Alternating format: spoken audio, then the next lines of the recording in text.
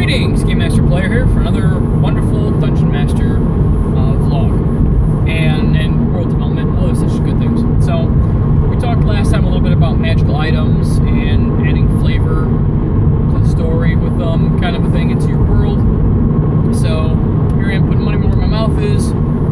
Okay, so I have this pirate ship that crashed into a merchant vessel, and the pirate ship was actually loaded with zombies, and then the people on the merchant vessel turned into zombies as this necrotic bubble started to work its way through. So, interestingly enough, the item as a whole, there was a way to, it's this large, ornate-looking skull that was in the box. Now, the box is smaller than the skull, so never did figure out why or how that was the case, but it was, and the thing would keep feeding off of life, so to power these zombies, basically, the undead, or the animated dead, not really undead. So it's, off killing, the grass, the fish in the water, whatever it can, seaweed, and some things die pretty quick, some things don't, it varies. So we had the players come up here and they found that this bubble was spreading. So they have to swim through the ship, because most of it's high tide and most of it's underwater, so they swim through the ship, they find it, and the only option to destroy it is to either smash it, or, that's a big thing, or to grow something inside of it, because it is a skull, so the bottom's open and the eye sockets are open, and the eye sockets are burning. It looks like it's burning. So the druid of the party had a brilliant idea of, hey, I'll get a seed, because I carry seeds, and I'll grow something on the inside, just anything. Okay, that's legit. Otherwise they could smash it, but the wizard determined that if it was smashed, it would unleash a lot of the energy that's pent up, or it's been saved up, whatever it might be. So they were a little bit leery about that. So they grew something inside, and they actually took care of it. It was really, really cool. So, and the cleric decided to use his divine abilities to try to keep the necrotic damage at bay in a bubble. I said, well, I said, sure, I can let that fly. It's, it's doable. And so we went back and forth on what he could do, and his concentration, his praying, and everything he had to do. But I'm like, sure, he could do it. Why not? That way we can make that other item some sort of artifact, or some sort of religious article of some kind. So, boom, done. Took care of it, which is really good. But see, now I've decided to add some random things in my game like that. It's a kind of unique magical item, because what it does is that it kills other things to give life to its animated dead that it has. So I figured that'd be kind of nice, kind of not really necessarily appropriate, but just a really nice twist on things, and something that the players can't really get their hands on and use, because it's kind of this demonic looking skull thing, kind of bad, just saying. So there is that, but again, I'm working on it, a few things here and there. So now we're up to my current game, so I haven't run anything else since then.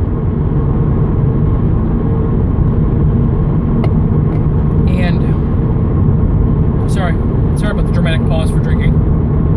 No, I'm going to plan out the next several games to a degree, where they're going to go, what they could accomplish, and what they could acquire, find, and a lot of it's going to be based on information. Now, in this pirate ship, the players haven't discovered it yet, but there are instructions on how to use that magic device, and that's an important piece, because that magic device was given to them by the main villain right now. Well, not the dragon, of course, but the other main villain that there is. So, that's running around. So this other villain provided this artifact, or device, item, doesn't matter, to be able to do this undead stuff. Well, okay, or animated dead, not undead, animated dead. So, okay, there's going to be a note, some information. It's going to be very nasty, because it's going to be waterlogged and slightly rotted, so it's going to be just enough so the players can get an idea that it was from the same person. That's it. That's all they want. So same person, same issue. We can do this. So it makes this person that they're gonna have to face, that much tougher. He has this arsenal of some kind, of items and scrolls and whatever else it takes. So I don't think the players have picked up on that yet. That his resources are pretty impressive. So, but then again, we'll see what happens.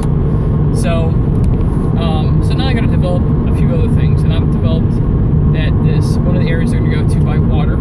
If they want to by water, they can take by land too. It's like an outpost.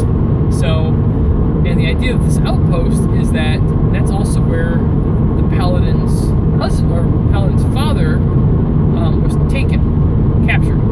So it's going to be a very emotional event for the paladin. At least that's what I'm hoping for.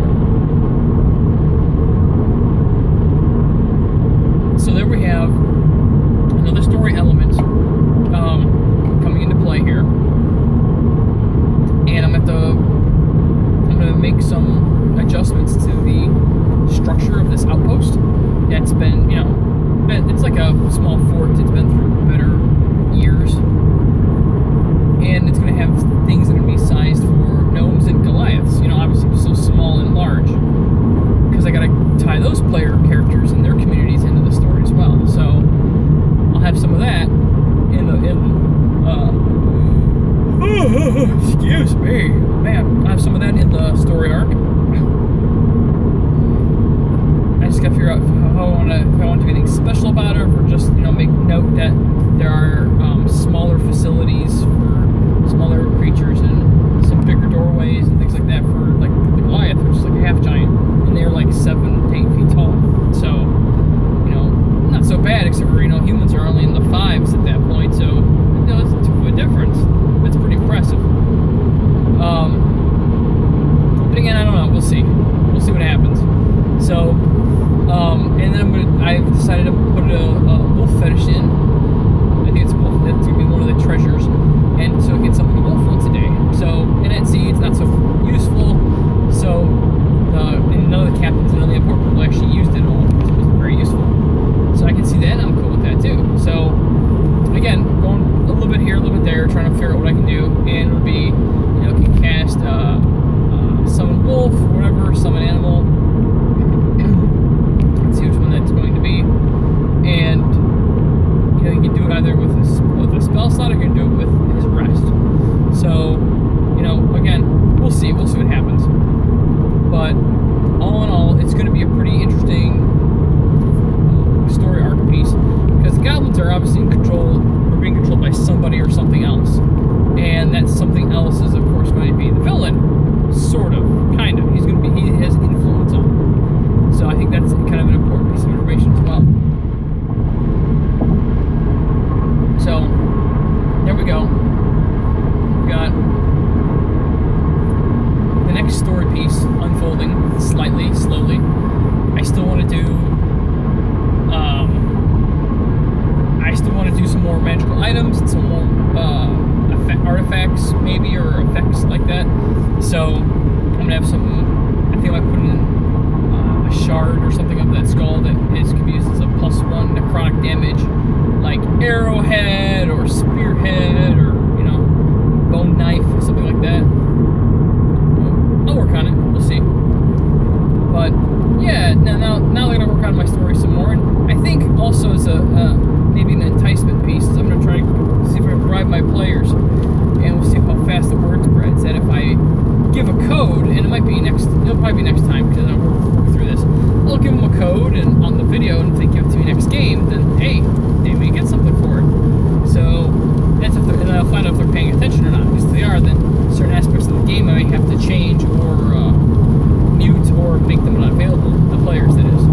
So we'll see. I'm still working on it. Like I said, I'm still working on all of that. So, but otherwise, in the meantime, I have also picked up a new player, and she has decided to play Human Rogue, which is fantastic. Who has an artisan background, and she basically was a merchant, light merchant kind of a thing, and so now she's a rogue, and she's a member, or she's